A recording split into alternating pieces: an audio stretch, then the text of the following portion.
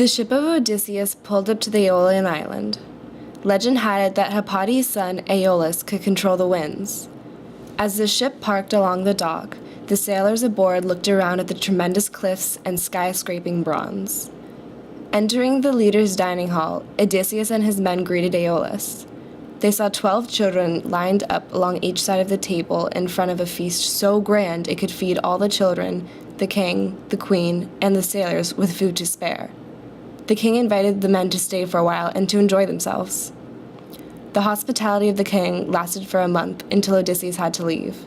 As a parting gift, a bag of ox skin containing winds was given to Odysseus to help the men on their voyage home. In here floats magic winds that will help you home. You must be very careful to control it, or else its power will throw you off course. Thank you for this kind gift. I will make sure to use it wisely. The men continued their tedious journey home to Ithaca. Land ho! At last, how long has it been since we've seen land? 10 whole days. 10 whole days since Odysseus has been hiding the treasure from us. In that bag. Really? Let's take it. Selfish man.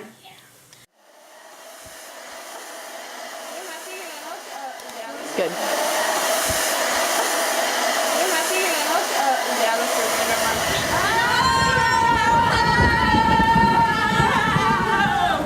The uncontrollable winds rocked the ship and blew it far from the coastline of Ithaca.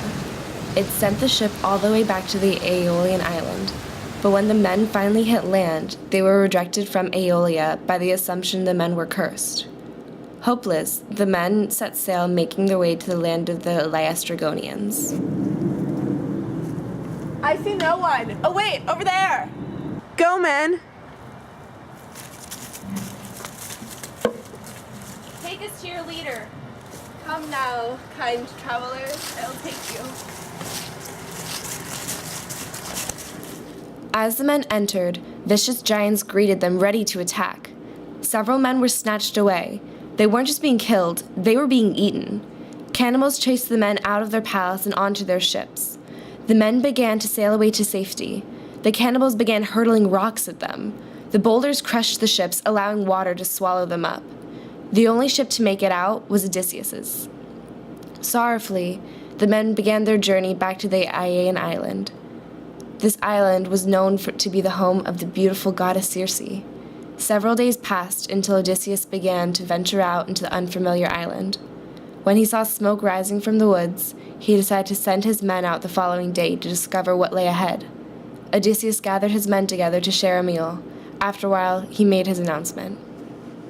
Men, I have spotted a string of smoke. To investigate, I will send you out in 2 groups. You must be brave and strong. Venture on to find what mysteries are to be found. Go on! As the men searched the unknown grounds, they saw normally ferocious beasts in a calm trance. The same song, Taming the Beasts, caught the attention of the men.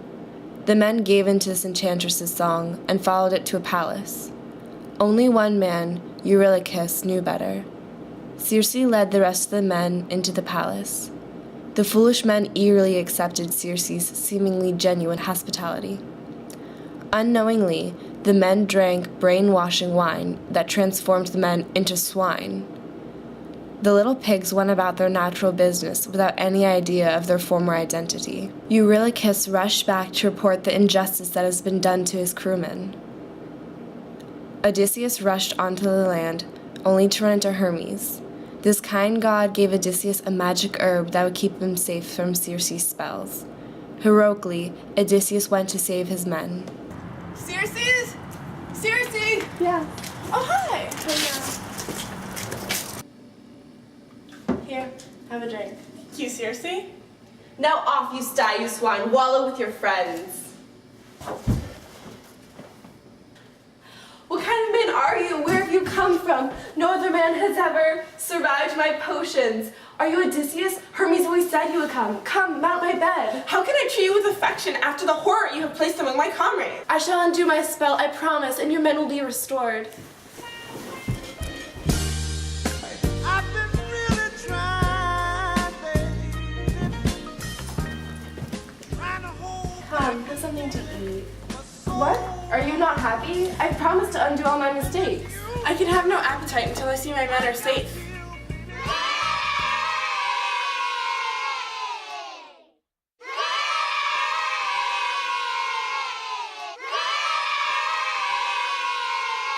Now come and just stay for a while. You can live here.